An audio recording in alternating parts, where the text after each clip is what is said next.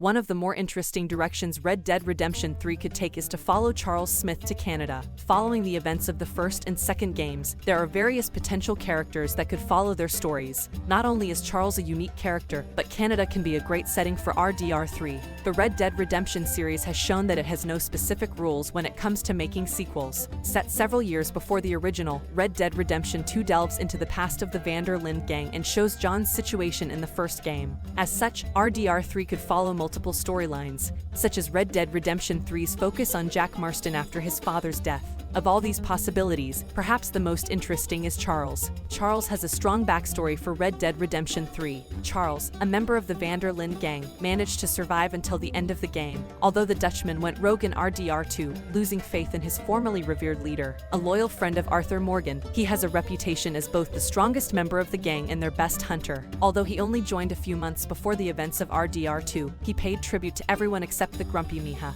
Like most of van der Linde, Charles was frustrated with the Dutchman's leadership as the match entered the later stages. He eventually leaves the game in Chapter 6, staying to help the Wapiti after defending them from the evil General Favors, who was trying to start a war for his own glory. Unfortunately for him, his story didn't end so cleanly after that. In the years after Arthur's death, Charles returned to the West and struggled to adjust to life without the gang. In Red Dead Redemption 2's long epilogue, John sees him again in Saint Denis, where he unexpectedly began his Street Fighter career. After reconnecting, he manages to somehow manage by helping John set up the house and tracking down Mick before he leaves again with plans to start his family in Canada. At the end of Red Dead Redemption 2, Charles plans to leave the outlaw life, just as John tried to do. Given the show's history of major character deaths, it could be a bad prediction for Charles if he becomes the main character in RDR3. But having Canada as the setting for Red Dead Redemption 3 could lead to a different fate awaiting him if he leaves the violent scenes of the first two games. Canada has yet to be explored in the Red Dead universe. The first two Red Dead Redemption games mostly took place in the same region.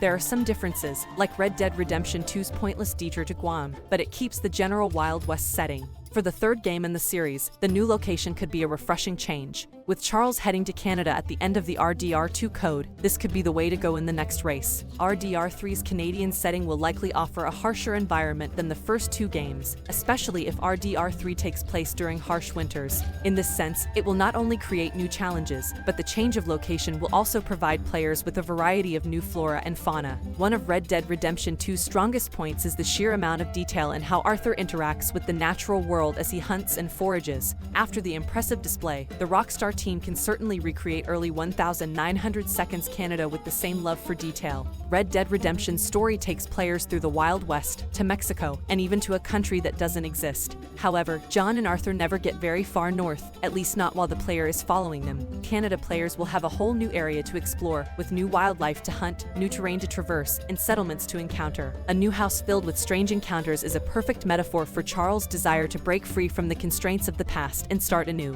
Charles' personality will make him a different kind of Red Dead protagonist. Almost all of Red Dead Redemption's previous characters have been outlaws. Arthur Morgan and John Marston were experienced thieves and murderers in their teens. Charles, on the other hand, has only recently fallen into life as an outlaw and doesn't quite fit in. This difference could lead him down a different path than Red Dead Redemption's predestined characters. Unlike John and Arthur, there is little evidence that Charles was a criminal before he joined van der Linde. Even in his RDR2 bio, Charles is described as an honest man in a world whose morals differ from his own. This may be one of the reasons why Charles, despite being the biggest and strongest van der Linde, focuses primarily on camp work.